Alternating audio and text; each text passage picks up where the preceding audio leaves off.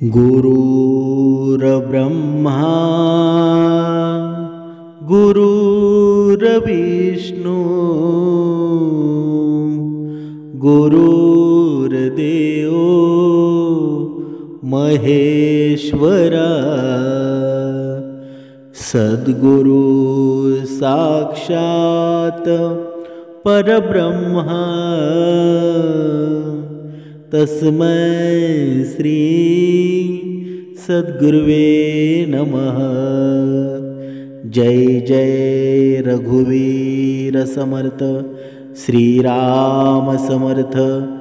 ओम श्री गुरु दत्तात्रेय श्रीपाद श्री वल्लभाय नमः। सद्गुरु चरणांना नतमस्तक होऊन आपण या निरूपणास सुरुवात करूया। मायबाप सज्जनांचं स्वागत आहे। समर्थ सांगत आहे की या भक्ती मार्गाचं सामर्थ्य एवढं श्रेष्ठ आहे ना, की ज्याने भक्ती मार्गामध्ये आपलं मन पूर्ण पूर्ण या मनाला या भक्ती मार्गामध्ये न्हावून टाकलं ना, तर त्याच्या जीवनाचं सुखच झालं, त्याचं जीवन आनंदमयच झालं। पुढे समर्थ सांगत आहे या भक्ती मार्गामध्ये एवढा आनंद आहे ना, की हा आनंद कुठेच तुम्हाला मिळणार नाही। पुढे जाऊन समर्थ या मनुष्याला सांगत आहे की या भक्ती मार्गामध्ये कोणत्या वयामध्ये भक्ती करावी असं काही उल्लेख नाही।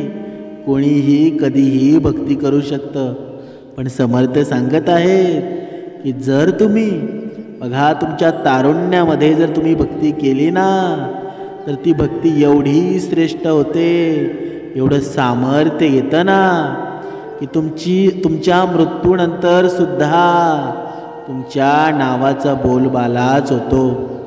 पूर्ण दुनिया तुम्हाला लक्षात ठेवते। बघा इतिहास सांगतो की संत ज्ञानेश्वर माऊलींनी बघा या जगाची आई म्हणून ओळखली गेली। संत ज्ञानेश्वर माऊली बघा आपल्या तारुण्यामध्ये खेळण्या बागडण्याचं वय होतं, पण त्या वयामध्ये कसलाही विचार न करता भक्ती मार्ग सापडला, भक्तीचं सामर्थ्य कळालं आणि परमेश्वरामध्ये लीन झाले। बघा एका रेड्याच्या मुखातून वेद बोलवले, भिंत चालवली। बघा एवढ्या कमी वयामध्ये कुणाला असं सांगायला गेलं, बघा कुणाला काही माहीत नसेल असा या पृथ्वी तलावर एक सुद्धा जीव नाही की ज्ञानेश्वर माऊली तुम्हाला माहीत नाही। बघा ज्यांनी या भक्ती मार्गाचा पाया रोवला आणि या समाजाला दाखवून दिलं की भक्ती मार्ग करायचा असेल तर तुम्ही तारुण्यामध्येच करा, कारण ज्ञानेश्वर माऊलींची कीर्ती आणि हे सामर्थ्य एवढं श्रेष्ठ आहे ना, की बघा तो काळ होऊन गेला आणि पिढ्यानपिढ्या आता होत चाललेल्या आहेत, तरीसुद्धा ज्ञानेश्वर माऊलींचं सामर्थ्य कमी झालं का? कधीच कमी होणार नाही। कारण बघा तारुण्यामध्ये केलेली भक्ती असते ना, ती देवापुढे तर पोचतेच, पण तुमच्या भक्तीचं खरं महत्त्व निर्माण होतं। आणि आजही ज्ञानेश्वर माऊलींची ही भक्ती आहे, ही ऊर्जा आहे, ती या परमार्थामध्ये बघा रोवलेली आहे, ही पतंग रोवलेली आहे। आणि आज त्यांच्या भक्ती मार्गाचे आपण सर्वजण भक्तजन फळे चाकत आहोत। समर्थ सांगत आहे या भक्तीचं सामर्थ्य एवढं श्रेष्ठ आहे, एवढं मोठं आहे की समोर कोणीही असो, कितीही बलाढ्य शक्ती असो, तरीही त्याला नमावं लागतं, कारण भक्ती मग ती कोणीही करू द्या। बघा इतिहास सांगतो की बघा अनुसया माता होती। अनुसया मातेचं बघा, अनुसया मातेची ही कथा सर्वांना माहीत असेल। ब्रह्मा विष्णू महेश बघा हे जेव्हा अनुसयाचं सामर्थ्य आणि शक्ती पाहण्यासाठी आले, तेव्हा बघा या तिन्ही देवांना सुद्धा बाळ केली. हे सामर्थ्य फक्त भक्तीमध्ये आहे. अत्यंत पवित्र पतिव्रता होती आणि बघा परमेश्वराची भक्त होती. पण हे सामर्थ्य, एवढं सामर्थ्य येतं तरी कुठून? एवढी ऊर्जा येते तरी कुठून? तर ही ऊर्जा जेव्हा आपण नित्यनेमाने उपासना करू, नित्यनेमाने परमेश्वरावर विश्वास ठेवू ना, श्रद्धा असेल तर सर्व काही शक्य आहे. बघा पुढे इतिहास सांगतो.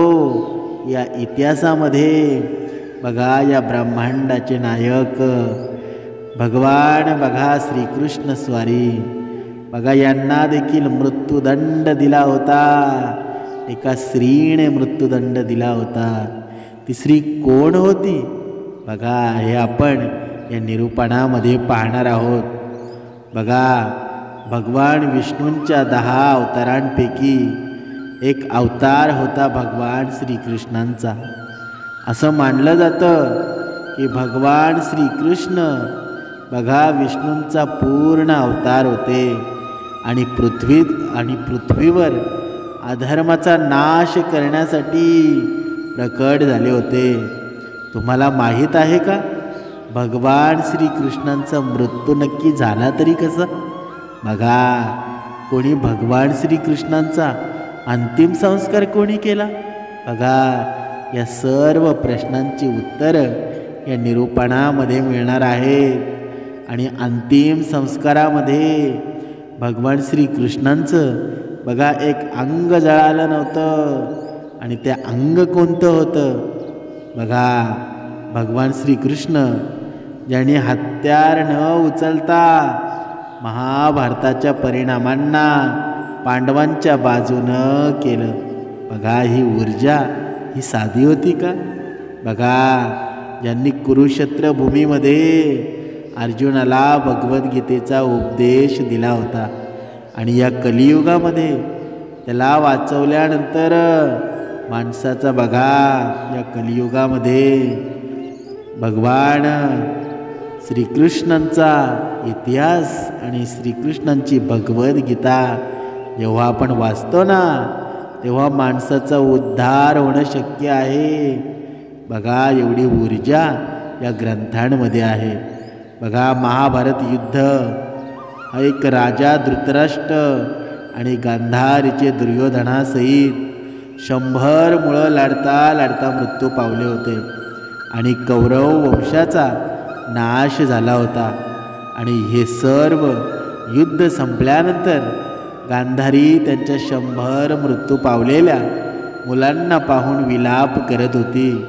तेव्हा भगवान श्रीकृष्ण त्या दुःखाच्या वेळी गांधारीच्या समोर गेले आणि गांधारी श्रीकृष्णांना पाहून खूप क्रोधित झाली आणि म्हणाली की माझ्या मुलांच्या मृत्यूचे कारण तुम्हीच आहेत.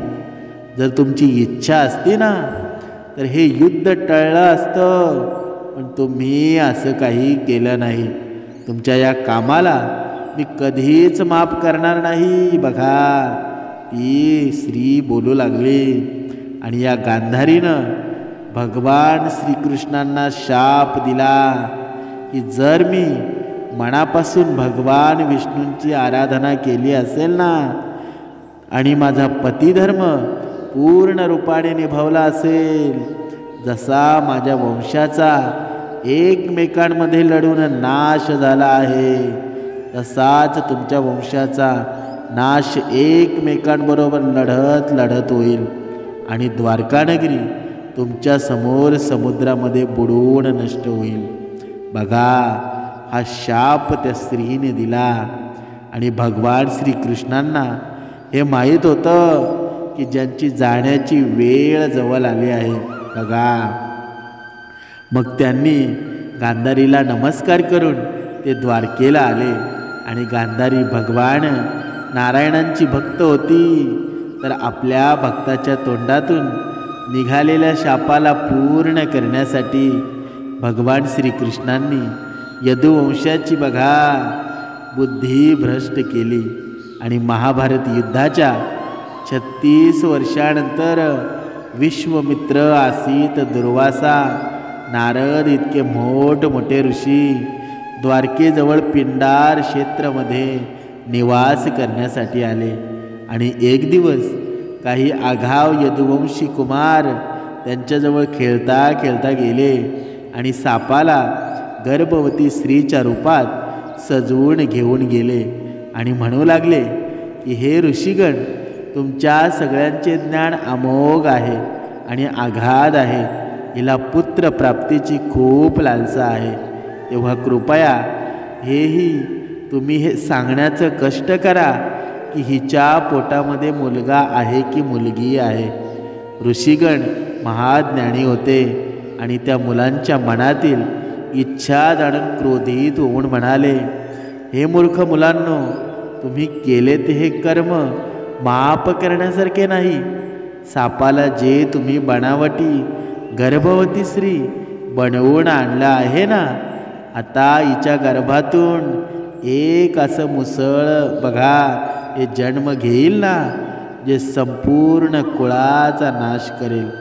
आणि ऋषीमुनींचा शाप ऐकून यदुवंशी कुमार घाबरले आणि जसं त्यांनी सापाचं पोट उघडून पाहिलं, त्यामध्ये खरोखर लोखंडाची मुसळ होती.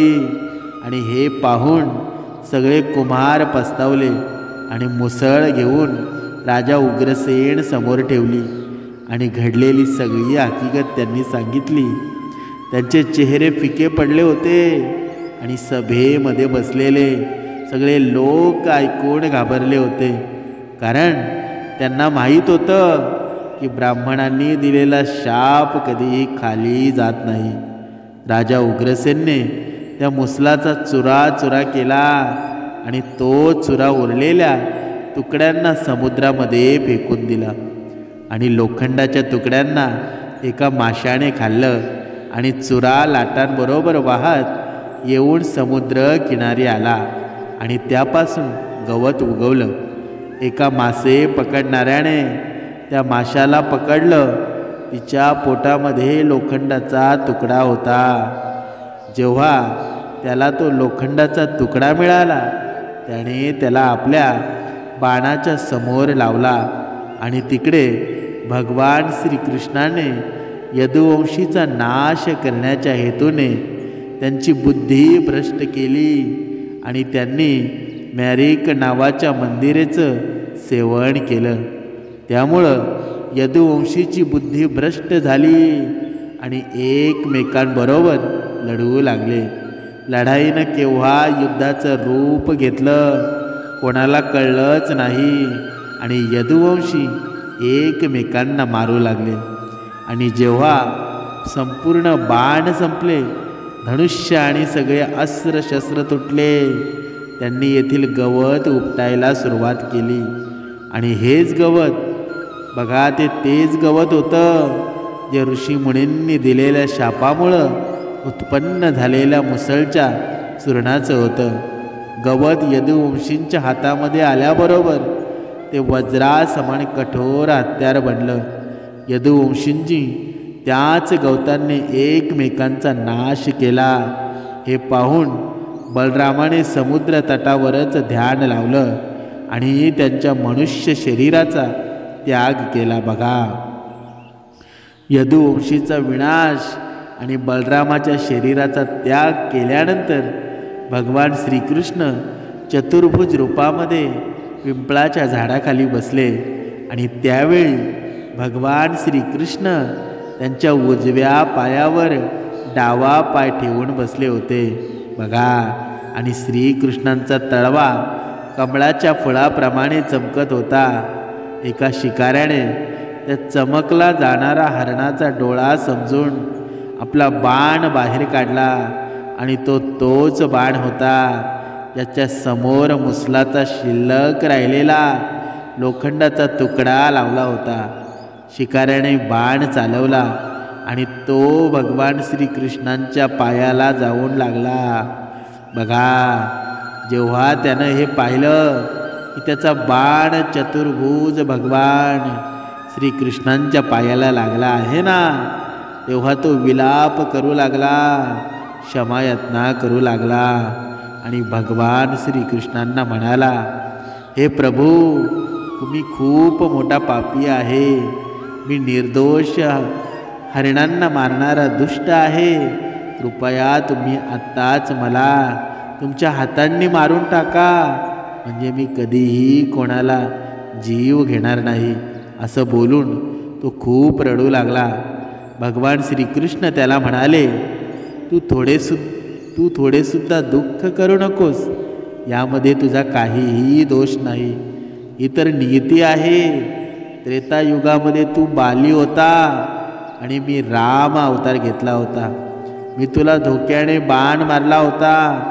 त्यामुळं या जन्मामध्ये तुझा बाण मला धोक्यामुळं लागला. भगवान श्रीकृष्ण एवढं बोलून त्यांच्या लोकामध्ये प्रस्थान केलं. भगवान श्रीकृष्णांनी प्रस्थान केल्याबरोबर समुद्रामध्ये द्वारका नगरी पूर्णपणे बुडाली. बघा, काही कथा अशा सुद्धा आहेत ज्यांच्यानुसार भगवान श्रीकृष्णांचा अंतिम संस्कार पांडवांनी केला होता. पण भागवत महापुराणानुसार अशी कोणतीही कथा नाही. त्या लोकांच्या कथेनुसार जेव्हा पांडवांद्वारे भगवान श्रीकृष्णाचा अंतिम संस्कार झाला होता, तेव्हा त्यांचे सगळे शरीर जळाले होते, पण त्यांचे हृदय मात्र जळाले नव्हते. तेव्हा पांडवांनी त्यांच्या हृदयाला पाण्यामध्ये प्रवाहित केलं होतं. नंतर श्रीकृष्णांचं हृदय राजा इंद्रियम यांना मिळालं होतं. राजा भगवान जगन्नाथांचे परमभक्त होते आणि त्यामुळं त्यांनी ते हृदय भगवान जगन्नाथ यांच्या मूर्तीमध्ये स्थापित केलं. आणि असं मानलं जातं की आजही भगवान जगन्नाथांच्या मूर्तीमध्ये ते हृदय स्थापित आहे. बघा, या कथेचं तात्पर्य काय?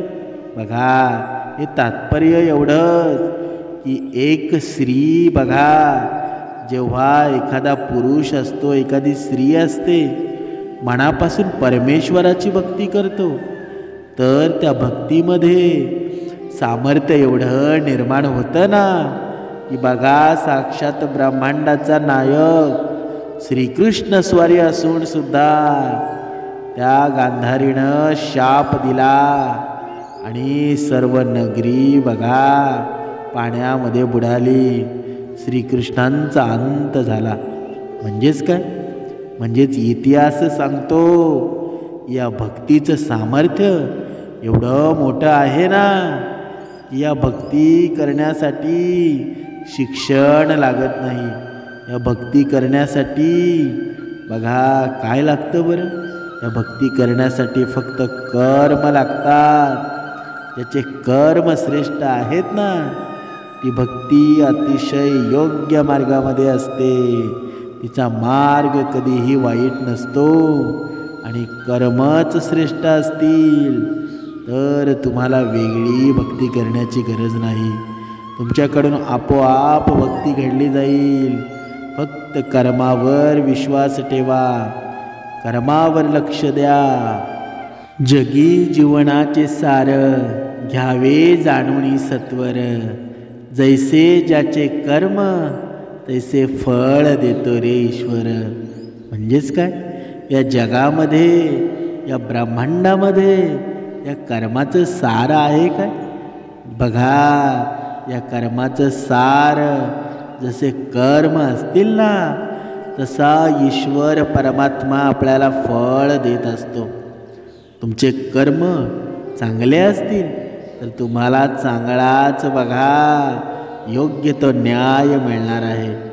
पण जेव्हा तुमचे कर्म अवगुणामध्ये निर्माण होतात, बघा, सद्गुणाची संगत सोडून जातात, तेव्हा तुमच्या जीवनाचे वाईट कर्म चालू झाले ना, तर ते पापच ना.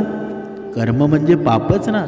वाईट कर्म पाप आणि चांगले कर्म म्हणजे पुण्य. बाकी पाप पुण्याची दुसरी सीमारेषा काही नाही. तुमचे कर्मच पाप पुण्य असतात. मग ते कसे करायचे ते प्रत्येकानं ठरवावं. म्हणून समर्थ या भक्ताला सांगत आहे की प्रत्येक भक्ताने भक्ती तर करायलाच पाहिजे, परमेश्वराचं नाव तर नक्कीच घ्यायला पाहिजे. पण नुसता देव करून फायदा आहे का? बघा, जर त्याच्या सहित आपल्याला आपलं घर कसं चालेल हे सुद्धा बघायला पाहिजे. आपण बघा, कामधंदे नोकरी करून आपला संसार सुद्धा चालवला पाहिजे. आणि हा संसार चालवत आपल्याला परमेश्वराची भक्ती करायची आहे. तेव्हाच परमेश्वराला सुद्धा आवडेल आणि आपला भक्ती मार्ग सुद्धा व्यवस्थित होईल. बघा, या कलियुगामध्ये जर कोणी देवाचं नामस्मरण करत असेल ना, तर समोरच्याला तो नकोसा होतो. त्याला त्या गोष्टीचा किटकारा येऊ लागतो. त्याला असं वाटतं की नुसता देव करतो, काही कमवत मात्र काही नाही. पण असं करून चालेल का आपल्याला? आपल्या पोटापाण्यासाठी आपण कामधंदे केले पाहिजेत आणि काम करून आपल्याला ही भक्ती करायची आहे. हे सर्वांनी लक्षात घेतलं पाहिजे. नुसतं देव करून कधीच चालणार नाही. आपलं कर्तव्य काय आहे ते पार पाडून आपण परमेश्वराची भक्ती केली पाहिजे. बघा, एक सुंदर उदाहरण, श्रद्धा या जगामध्ये, या ब्रह्मांडामध्ये परमेश्वर आहेच आणि कणाकणामध्ये भरलेला आहे असा विश्वास ज्याच्यामध्ये आहे ना, त्याच्याच जीवनामध्ये बघा हे भाग येत असतात, चमत्कार घडत असतात. पण समर्थ सांगत आहे की आपल्याला कोणता भाग आला तर त्याचा जास्त बघा गवगवा करत बसू नका. तो आपल्या अंतरामध्ये ठेवा आणि अंतरामध्ये ठेवल्यानंतर ना, या अंतरात्म्यामध्ये जेव्हा ती पूर्तता होऊन जाईल ना, तेव्हा सगळ्यांना सांगा. पण आपण एखादा भाग, एखादा चमत्कार आपल्या जीवनामध्ये झाला तर आपण सगळ्यांना सांगत सुटतो. पण तो चमत्कार जोपर्यंत पूर्णत्वास जात नाही तोपर्यंत कुणालाही सांगू नका. हे मौन अंतरीचे जर तुम्ही धरलं ना, तर जीवनामध्ये असे अनेक चमत्कार होणार आहेत की जे समोरच्याला विश्वास सुद्धा बसणार नाही. हे सामर्थ्य श्रीरामांचं आहे, हे सामर्थ्य दत्त माऊलींचं आहे. एका खेडेगावामध्ये एक म्हातारी आजी राहत होती आणि तिला कुणीच जवळचं नातलग नव्हतं. ती बिचारी एका छोट्याशा झोपडीमध्ये राहत होती आणि पडेल ते काम करून पोट भरत होती आणि आपले आयुष्य काढत होती. प्रभू नाम घेत घेत जगत होती. या म्हातारी आजीचा एक नियम होता. ती दररोज सकाळी आणि संध्याकाळी गावातल्या बघा श्रीरामाच्या देवळामध्ये जाऊन बघा दिवा लावायची. कितीतरी वर्ष हा तिचा नित्यनेम सुरूच होता. एकदा म्हातारी आजी मंदिरामध्ये दिवा लावायला गेली. बघा, पावसाळ्याचे दिवस होते आणि जोराचा वादळी वारा सुटलेला होता. अशा परिस्थितीमध्ये आजी मंदिरामध्ये जाते आणि आपल्या थरथरत्या हाताने तिने दिवा लावते. परंतु जोरदार वारा वाहत होता, त्यामुळे काही क्षणातच तो दिवा विझला. आजीने परत तो दिवा पेटवला. वाऱ्यामुळं तो परत विझला. आजीने तो परत पेटवला. असं 10 ते 12 वेळा अखेर वारा शांत झाल्यामुळं दिवा मंदपणे टिमटिमत राहिला. आजीची ती धडपड मंदिरातला पुजारी शांतपणे बघत होता. आजी जायला निघाली तेव्हा पुजारी आजीला म्हणाला, आजी, मी मगापासून तुमची गंमत पाहत होतो. तुम्हाला राग येईल म्हणून तुम्हाला अडवलं नाही, पण वाऱ्यामुळं दिवा टिकणारच नव्हता. तरीही तुम्ही लावण्याचा हट्ट का केला? बघा, तेव्हा आजी शांतपणे त्या पुजाऱ्याला म्हणाली, हे बघ, जगात फार अंधार आहे आणि ती अज्ञानाच्या अंधारात माणूस आज हरवला आहे. अशा वेळी त्याला प्रकाशाची गरज आहे. स्वतः जळून दिवा दुसऱ्याला प्रकाश देतोच ना. अंधार नाहीसा करतो, परोपकाराची शिकवण देतो. अशा वर्तवणुकीची आज गरज आहे. म्हणून मी नित्य नेमाने देवापुढे दिवा लावते. जेव्हा एखादा भाविक या मंदिरामध्ये देवदर्शनाला येईल आणि हा टिमटिमणारा दिवा त्याचाच संदेश देईल असं मला वाटतं. आजीचं हे बोलणं ऐकून तो पुजारी तिच्यापुढं नतमस्तक झाला. बघा या कथेचं तात्पर्य काय. बघा, आपल्या मनामध्ये प्रत्येकानं एक उपकाराची भावना ठेवली पाहिजे. कारण जेव्हा आपण या मनामध्ये उपकाराची भावना निर्माण करतो ना, तेव्हा आपल्या मनामध्ये विश्वास आणि श्रद्धा निर्माण झालेली असते. आणि जिथे विश्वास आणि श्रद्धा निर्माण होते तेव्हा परमेश्वराचे आपण कधी होऊन जातो ना, ते स्वतःला कधीच कळत नाही. आणि हीच आहे भक्ती आणि हेच आहे श्रेष्ठ ज्ञान. जिथे दुसऱ्या माणसाचा विचार करून माणुसकी धर्माचं पालन केलं जातं, हीच आहे ना भक्ती. बाकी भक्तीमध्ये दुसरं काही आहे का. जिथे माणसाची कदर केली जाते, जिथे माणसामध्ये देव पाहिला जातो, तीच तर आहे भक्ती. बाकी सर्व काही व्यर्थ आहे. म्हणून समर्थ सांगत आहे की जिथे भक्तीचा बघा ही ऊर्जा निर्माण होत असेल, जिथे भक्ती मार्गाचं ज्ञान दिलं जात असेल, तिथे नक्कीच माणसाने ते ग्रहण करावं. म्हणजेच काय, म्हणजेच बघा एक अभंग आहे. मागतो मी पांडुरंगा फक्त एक दान, मिळे ज्ञान मुक्ती जैसे द्यावे त्याने ज्ञान. बघा हा अभंग आहे ना. म्हणजे जिथे तुम्हाला ज्ञान भेटेल ना, तिथलं तुम्ही ज्ञान प्राशन करा. कारण हे अमृतापेक्षा ही श्रेष्ठ आहे. बघा, या अमृतापेक्षा श्रेष्ठ का. कारण हे ज्ञान तुम्हाला, बघा अमृताचं आणि ज्ञानाचं या दोघांचं फरक काय आहे. जर अमृत पिल्यानं माणूस अमर होऊ शकतो, पण ज्ञान पिल्यानं माणूस, बघा अमृत पिल्यानं माणूस अमर होईल, पण त्याला लक्षात कोणी ठेवेल का. फक्त तो जिवंत राहू शकेल. पण ज्ञान पिल्यानं या जगामध्ये जरी त्याचा मृत्यू झाला तरी मृत्यूनंतर सुद्धा त्याचं नाव या जगामध्ये तसंच राहील. त्या नावाचा गाजावाजा होतच राहील. जसं की संतांनी या ग्रंथांची निर्मिती केली, संतांनी या भक्ती मार्गाचं बघा ही ऊर्जा या माणसापर्यंत पोचवली.